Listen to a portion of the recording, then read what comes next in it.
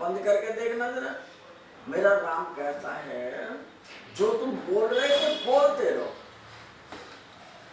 जो तुम ध्वनि थी मैं सुन रहा था उसे बंद मत करो। जैसे जैसे तुम्हारा गीत बढ़ता जाएगा राम तुम्हारे करीब होता जाएगा। तुम्हें ध्यान की क्रिया अपने आप सिखाएगा। तुम्हें संसार में दया करना, क्षमा करना, दान देना, सेवा करना, ये सब कुछ अपने आप आएगा। जो आसुरी शक्तियां थी, झूठ बोलना, चोरी करना, मिलावट करना, धोखा देना, ठगी करना, कम देना, ज्यादा लेना, ये सारी शक्तियां छोड़कर चली जाएंगी। तो जाएंगी तब ना जब तुम राम को अपने पास बुलाओगे। राम को बुराइयां अच्छी नहीं लगती हैं, और अच्छाइयां भी और बुराइयां भी दोनों एक ही साथ छूट जाती हैं। जब मैं परमात्मा के पास पहुंचता हूं तो दोनों नहीं रहती हैं। मैं उन दोनों को समाप्त करने के लिए कितना सुकून महसूस करता हूं। जैसे पहाड़ के ऊपर चढ़ने वाला व्यक्ति उस मंदिर में जाने के लिए कभी बैठता है, कभी उठता है, बड़ा छटपटाता है कि मंदिर तक पहुंच जाऊं। और जब वो अपनी मंदिर पर पहुंचता है उसे कितना विश्राम मिलता है, मानो मैं आज अपने घर पहुंच गया। उसे वहां से लौटने की परवाह नहीं है, पहुंचने की परवाह है। ऐसे ही जो संत उस परमात्मा को पाने के लिए जाता है और जब वो अपने घर के बिल्कुल करीब पहुंच जाता है उसे पूर्ण विश्राम का आनंद मिलता है। आनंद का मतलब होता है वहां किसी दूसरे के लिए कोई स्थान नहीं होता। आनंद शब्द है या दर्शन शब्द है या ज्ञान शब्द है, इनके पर्यायवाची नहीं होते हैं। क्योंकि जहां सुख मिलता है वहां दो नहीं रहते हैं। दो का मतलब है टीवी अलग है, मैं अलग हूं। लेकिन जब टीवी की पिक्चर शुरू होती है मैं भी नहीं रहता हूँ, टीवी नहीं रहता हूँ, केवल दर्शन रहता है। उसको ज्ञान कहते हैं। उस ज्ञान की उपलब्धि जब व्यक्ति को होती है वो आज समझता है मैं अपने घर पहुंच गया, अब इस घर में से कभी वापस नहीं जाऊंगा, ना ही मेरा कभी यहां से कभी कोई गमन हो सकता है। और माया चाहे कितनी भी चतुर हो, चालाक हो, अपने आप में कुछ भी हो, वो संत को छू नहीं सकती है। दुनिया का कोई दर्द उसको उसके पास भटक नहीं सकता है। तो उसको जानने के लिए मुझे तन मिला था और मैं उसको जाना नहीं हूं। ना जानने का कारण बना कि मैं संसार में मोह के कारण उन मेरों के द्वारा ठगा गया। मैं उन मेरों को सत्य मानता हूँ, चाहे वो पत्नी हो, चाहे वो बच्चे हो, या घर हो, रिश्ते नाते हो, धन दौलत हो, मकान गाड़ी बंगला हो, ये सब के सब मिले हुए सामान।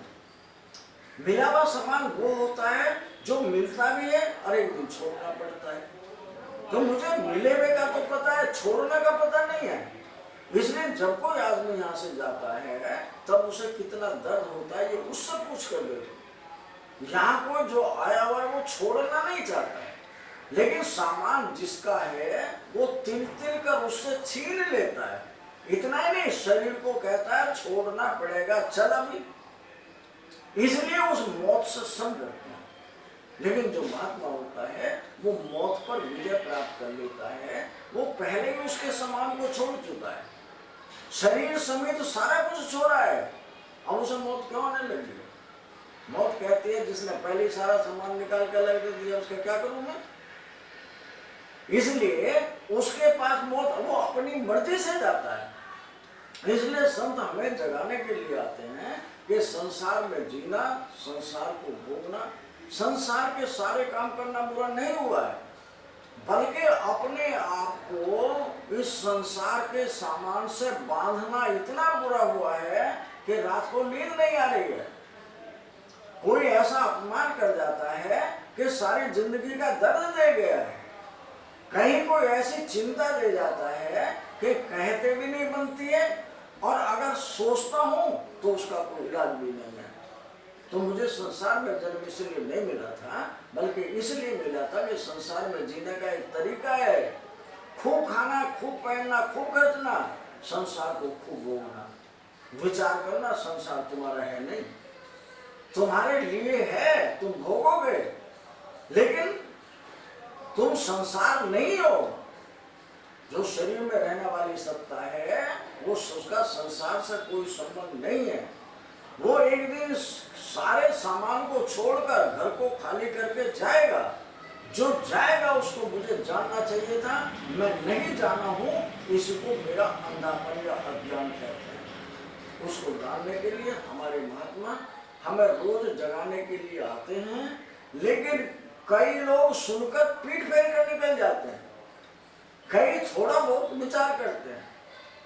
कोई लोग होते हैं जो बहुत गहन विचार करते हैं और विचार करके जानना चाहते हैं आखिर ये लोग कहने वाले हैं कौन, ये क्या कहना चाहते हैं।